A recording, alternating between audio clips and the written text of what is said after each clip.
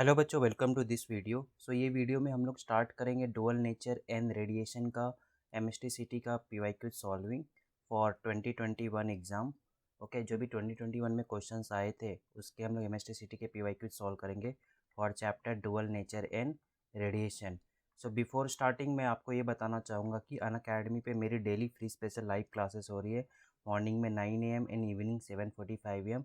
March and April month में combine मैंने 60 आपकी फ्री स्पेशल लाइव क्लासेस लिए फॉर फिजिक्स सब्जेक्ट। आप मुझे अनअकैडमी पे फॉलो कर सकते हैं और मेरी आईडी पे जाके आप मेरे सारे free special live classes physics के दे सकते हैं।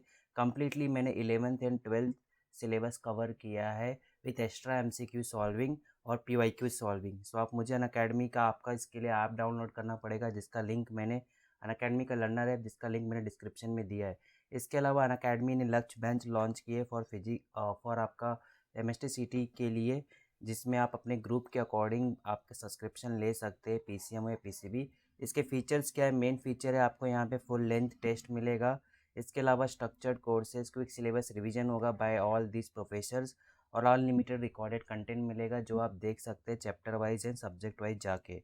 ठीक है, और ये सब्सक्रिप्शन अमाउंट बहुत ही कम है। 3 मंथ्स के लिए आपको 1650 पर मंथ पे करना है। आप मेरा कूपन कोड यूज कर सकते हो Anshuman sir.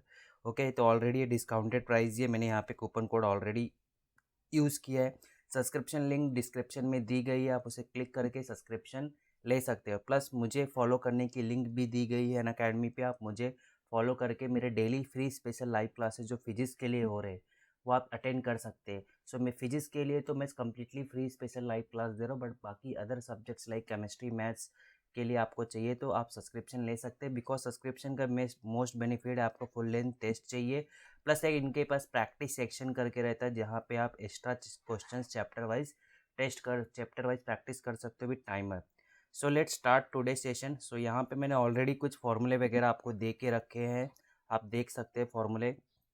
Okay, dual nature का जैसे आपको सिनॉप्सिस टाइप दे के रखा है, सारे फॉर्मूले स्टार्टिंग में लिस्ट किए हैं। Let's start with our first question. When light of wavelength is incided on a photosensitive surface, photons of power are emitted, the number of photon emitted in time T is. यहाँ पे जो power का जो formula होता है energy upon time होता है। Energy कितना रहेगा यहाँ पे?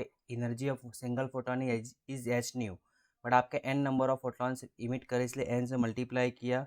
ठीक है, और आपका ये न्यू क्या होता है? सी बाय लैम्डा, तो वो आप डाल दोगे तो ये आपका फॉर्मूला हो जाएगा ये। एन क्या हो जाएगा? P lambda T upon H C. Correct answer यहाँ पे क्या होगा? C. Next question, question number 41।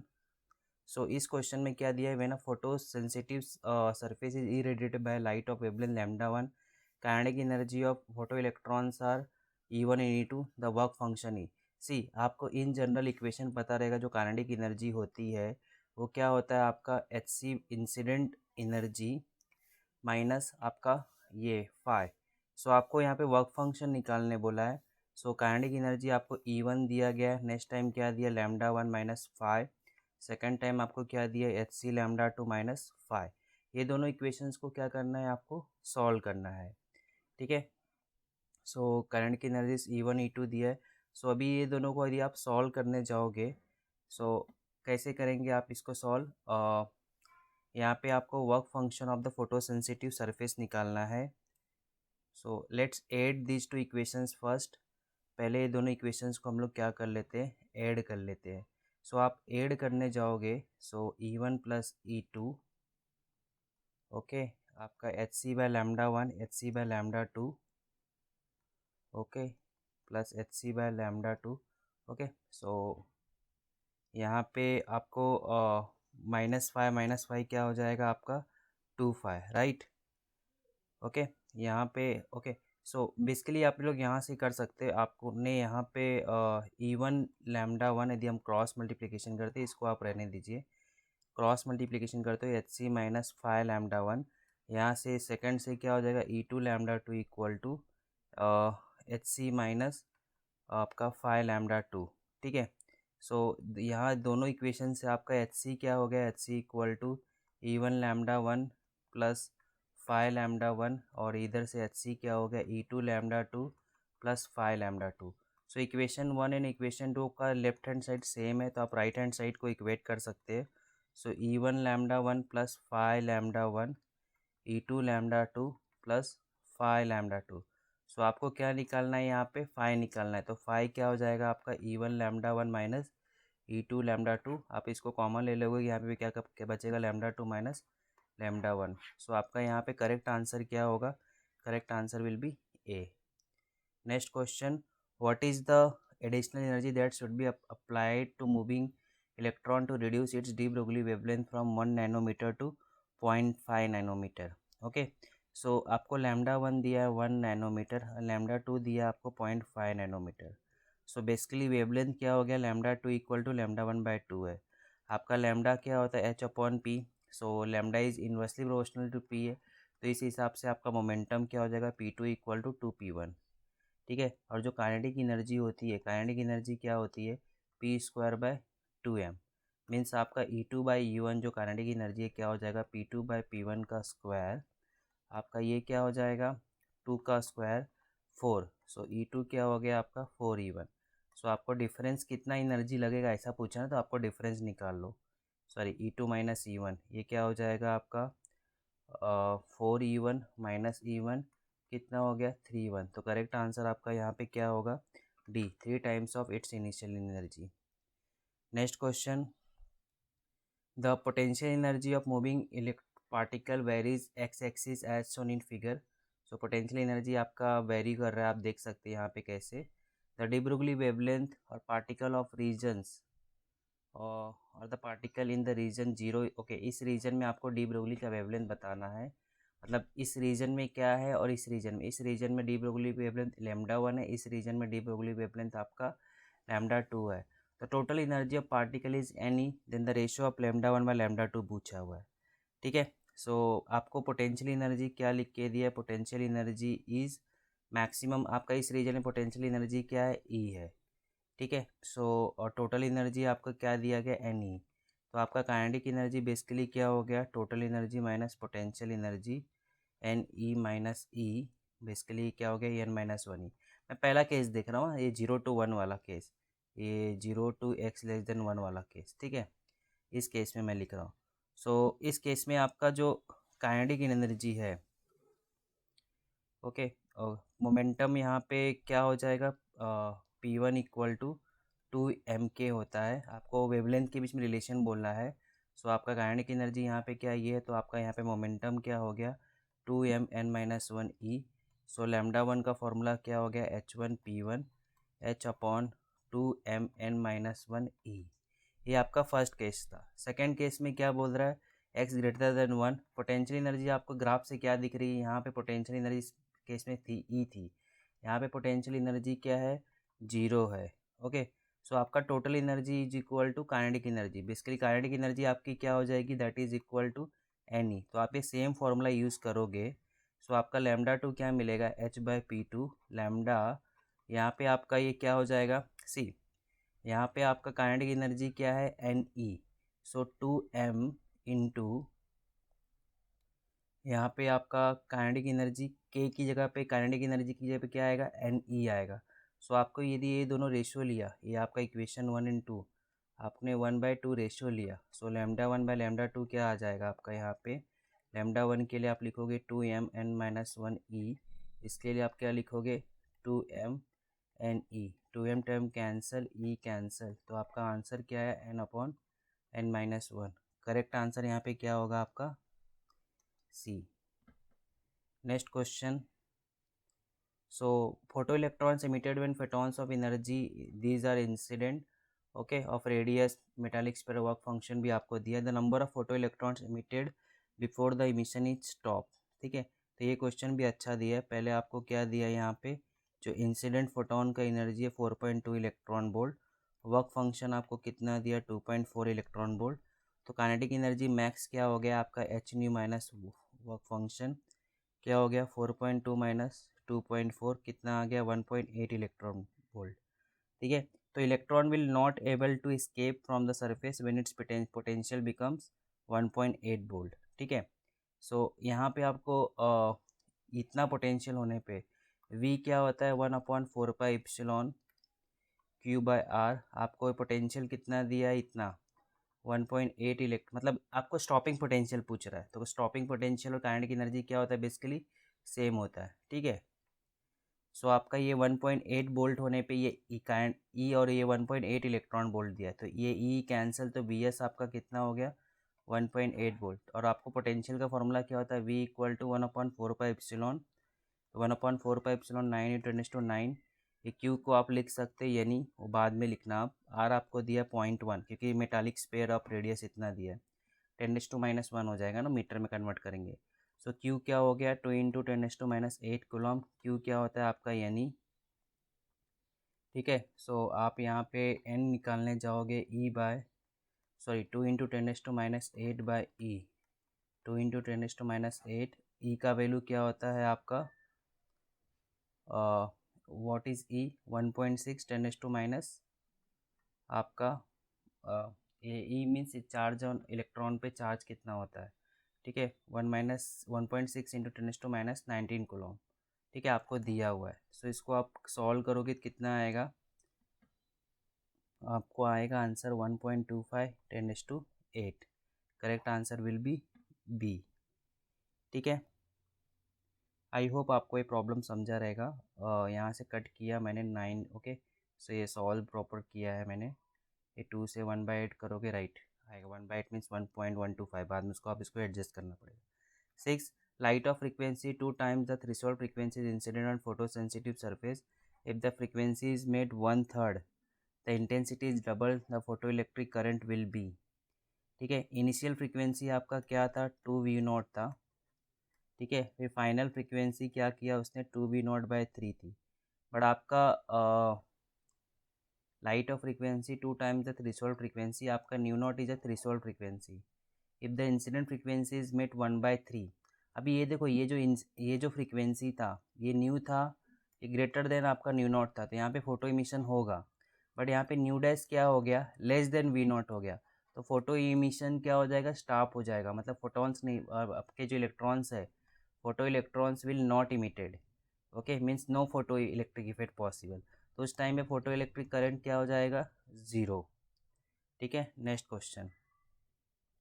So when an electron had to jump from third excited state to ground state, the de Broglie wavelength associated with the electron becomes, ठीक है। So de Broglie wavelength is inversely proportional to p होता है, और electron का speed जो होता है, okay, it is inversely proportional to n होता है, okay. So basically p equal to क्या होता है mv, ठीक है। p क्या होता है आपका mv।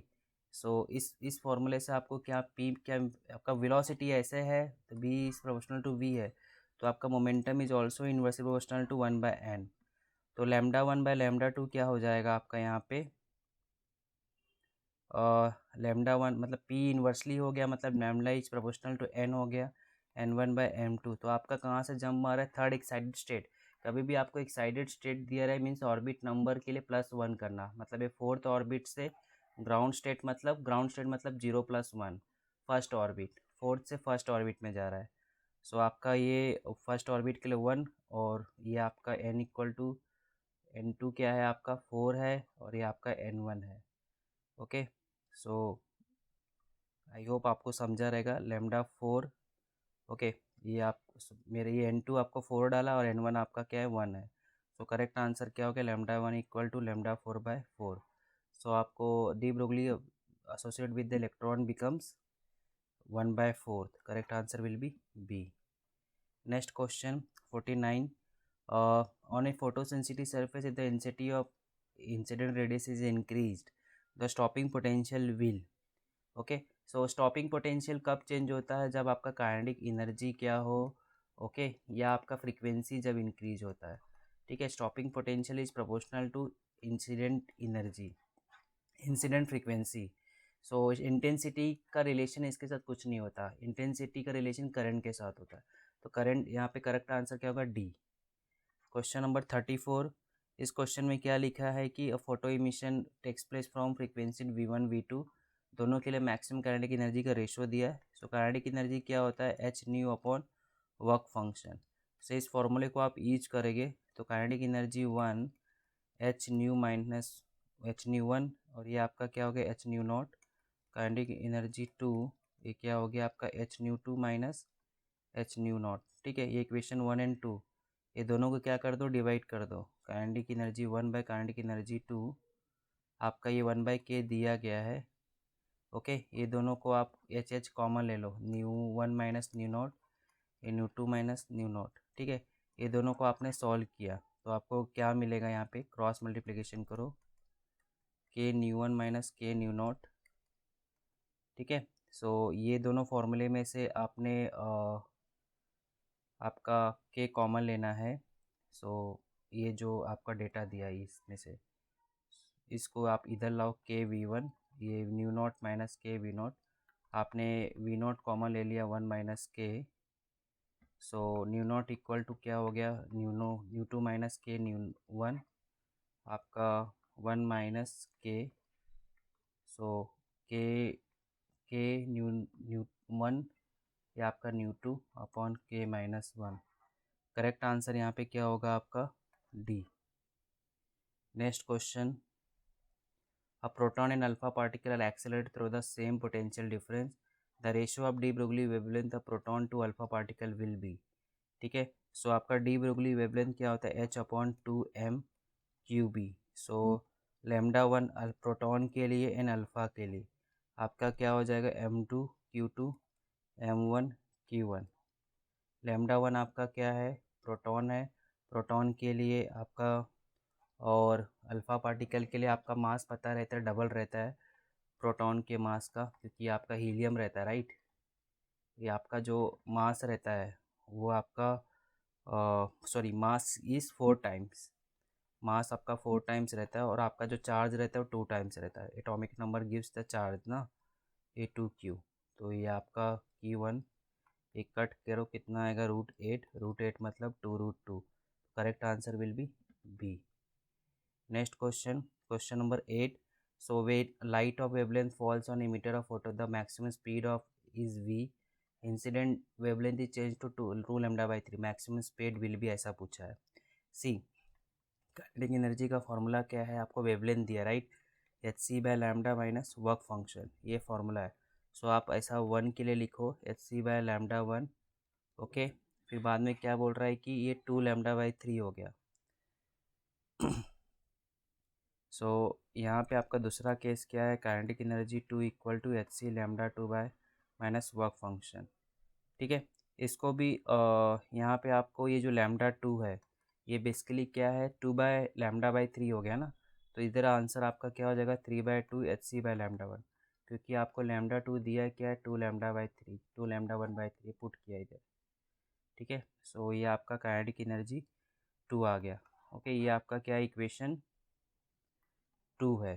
ठीक है, सो इस फॉर्मूले में दोनों का साइड यदि मैंने यहाँ पे भी 3/2 से मल्टीप्लाई कर दिया, 3/2 kinetic energy, 3/2 H C lambda 1, 3/2 work function, equation 1।